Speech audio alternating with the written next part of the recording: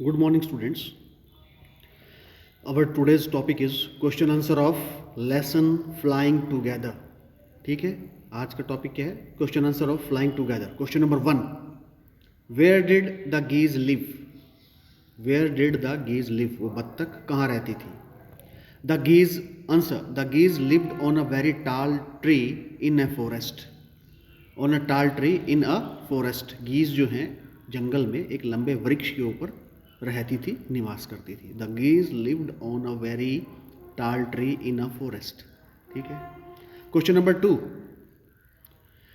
Y did the old bird advise the other birds to destroy the creeper? Why did the old bird advise the other birds to destroy the creeper? बूढ़े पक्षी ने दूसरे पक्षियों को creeper, creeper means वो जो लता थी, वो जो बेल थी जो पेड़ के चारों ओर लिपट रही थी, उसको डिस्ट्रॉय करने की सलाह या परामर्श या एडवाइस क्यों दिया था? बूढ़े पक्षी ने दूसरे पक्षियों को उस बेल को, उस लता को, उस क्रीपर को डिस्ट्रॉय, नष्ट करने की सलाह या एडवाइस क्यों दी थी? आंसर, क्यों दी थी? The old bird advised the other birds to destroy the creeper as it would become thick and strong, and with the help of the creeper it would be possible for someone to climb the tree. The old bird advised the other birds, question में से शुरू करना है answer को. The old bird advised the other birds to destroy the creeper, कि वो उसको नष्ट कर दे, as it would become thick and strong, क्योंकि धीरे धीरे वो बड़ी मजबूत और स्ट्रांग हो जाएगी, मजबूत और थिक मोटी हो जाएगी.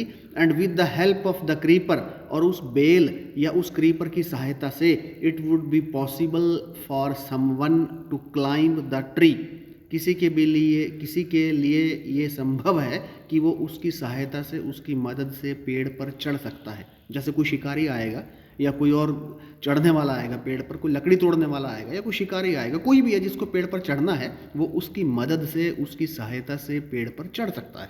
इसीलिए बूढ़े पक्षी ने सब दूसरे पक्षियों को ये सलाह दी थी कि उसको, जब वो पौधा, वो बेल छोटी है तो उसको छोटे में ही नष्ट कर दे, काट डाले. Next question is, why did the गीज cry help help? जो गीज थी, बत्तख थी, वो हेल्प हेल्प, मदद के लिए क्यों चिल्लाई? आंसर क्या है? The geese cried help help because they were caught in the hunter's net. Hunter मैंने शिकारी, नेट मैंने जाल. क्योंकि इसलिए चिल्लाई कि वो शिकारी के जाल में फंस गई थी. They were caught in the hunter's net, वो हंटर के नेट में फंस गई थी, इसीलिए वो मदद के लिए चिल्लाने लगी. Question number 4. What did the hunter do when he thought that geese were dead? Hunter ने, शिकारी ने क्या किया जब उसने सोचा कि गीज जो हैं वो मर चुकी हैं, वो सब मर गई हैं? Answer, the hunter threw these geese out of net when he thought that they were dead. Answer, the hunter threw these geese out of net. The hunter threw these geese out of net.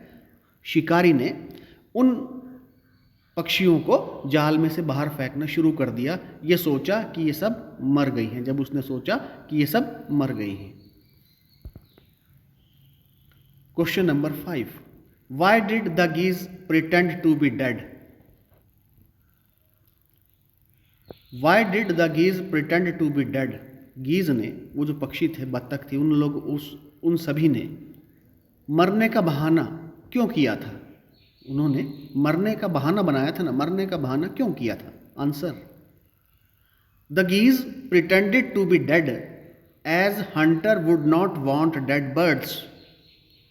These geese pretended to be dead, उन्होंने मरने का बहाना किया था, as hunter would not want dead birds, क्योंकि hunter को, शिकारी को मरे हुए पक्षियों की आवश्यकता नहीं थी, नहीं चाहता वो, उनको नहीं उसकी ज़रूरत थी. And hence hunter start throwing them to the ground, और इसीलिए उसने जाल में से उन पक्षियों को नीचे फेंकना शुरू कर दिया. Hence hunter start throwing them to the ground, इसीलिए उसने उनको फेंकना शुरू कर दिया. The geese pretended to be dead as hunter would not want dead birds, क्योंकि उसको जो है डेड बर्ड्स, मरे हुए पक्षी नहीं चाहिए थे. And hence hunter start throwing them to the ground.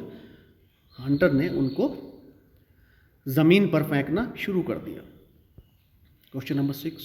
Describe one incident when you got into trouble because you did not do your work on time.